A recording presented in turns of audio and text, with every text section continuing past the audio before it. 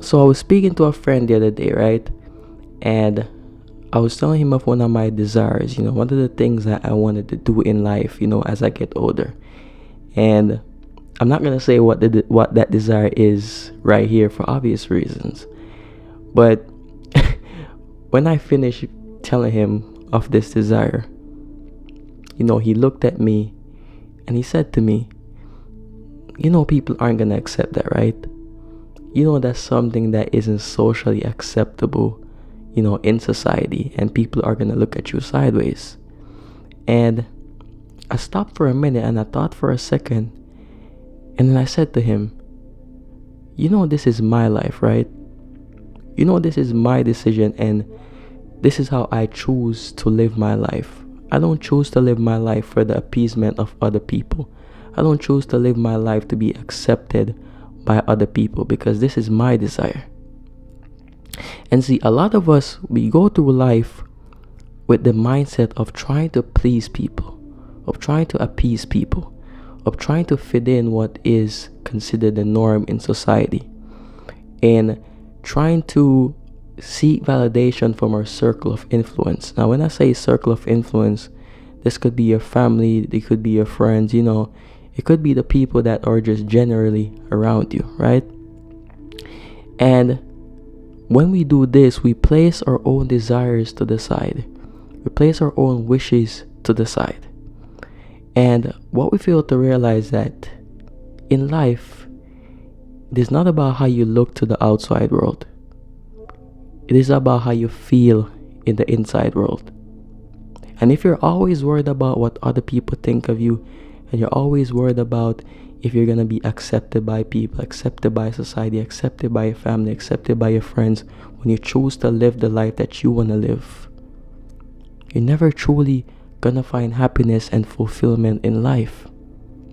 Because people are going to always have their opinions. People are going to always, voice their concerns or see things a certain way, and that's okay.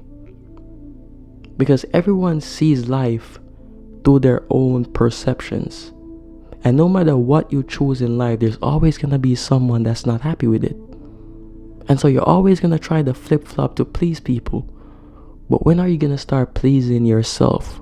When are you going to start living the life that you want to live, doing the things that you want to do, finding that fulfillment in your own life instead of seeking outside validation from people around you? See, happiness is found in authenticity. Happiness is found in you doing the things that you want to do, living life in the way you want to live life, living life on your terms. That is when true happiness is found, in authenticity. It is not found in you trying to appease other people or live your life for other people. And most of us live our lives in a way in which we live our lives as if our lives isn't our life, right? We live our life as if our life is for everyone else except our own selves, right? See, in life, you have to be selfish.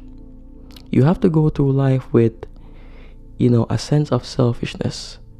And I know that selfishness has sort of a negative connotation and people look at it from a negative light, right? But if you actually break down what selfishness actually is,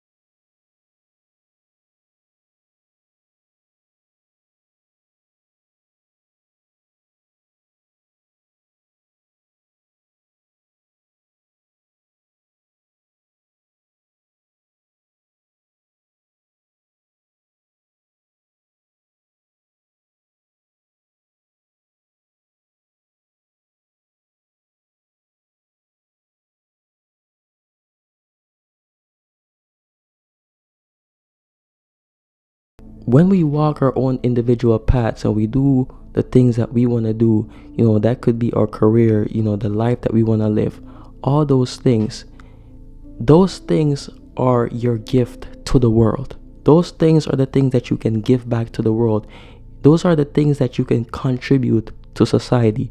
And you're only gonna be able to reach to that point in which you can impact the world by being selfish. That's the only way. One of my favorite, people in history or persons in history, is the Buddha, right? And he was born into a wealthy family. Like, he didn't need anything at all. And his parents, when he was born, his parents got this prophecy that he was going to be a great spiritual leader, right? But his dad actually wanted him to take over, his reign or whatever. And so when the Buddha got older, he wanted to go on a quest to discover why people suffer or how you can alleviate suffering. And so he decided to go on his own personal journey to discover that, right? And see, in that instance, he was being selfish. He was being selfish because for him, right, he had this idea that he had to go on this journey for himself, right, to complete his own personal legend. See, the selfless him would actually go along with what his parents wanted him to do or what, his family wanted from him, but his own personal desires took over, and he went and he, went on a path that was meant for him to walk, right? And see, now in society, a lot of us are benefiting from his own journey, from his own discovery, from him following his own path. And that's what I mean by when I say that you have to first be selfish to be selfless. You have to live life how you want to live life, and the way in which you choose to live your life is the gift that you give to the world as a result, right?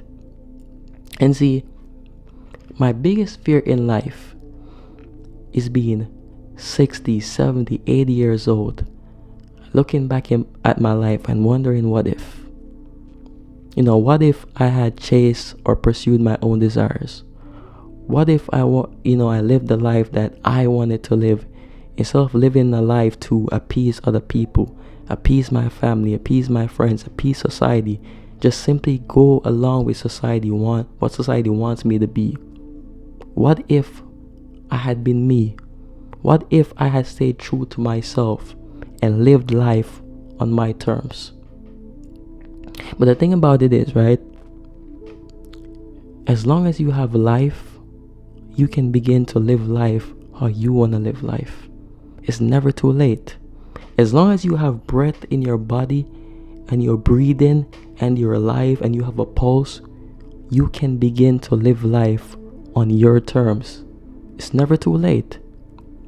It is never too late. And I've spoken to a lot of older people, and I always ask them, what is your biggest regret in life? And almost 90% of the time they look at me and they say to me, my biggest regret is that I wished I had done the things that I wanted to do. I wish I had, pursued the job or the career that I wanted to pursue. I wish I had been with or married the person that I wanted to marry. Right? I wish I had just lived life on my terms and done the things that I wanted to do. But if you're watching this right now, I don't care how old you are. You could be 90 years old. It's never too late. It's never too late for you to start being you.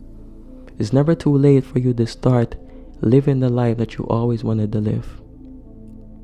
So I say all this to say, don't go through life trying to appease everyone else, trying to live for everyone else except yourself. Life is ultimately about you.